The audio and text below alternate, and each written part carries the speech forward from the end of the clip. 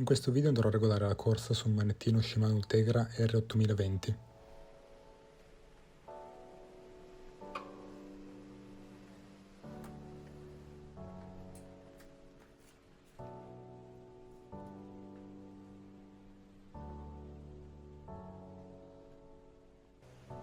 Ti servirà solo una brugola da 2 mm.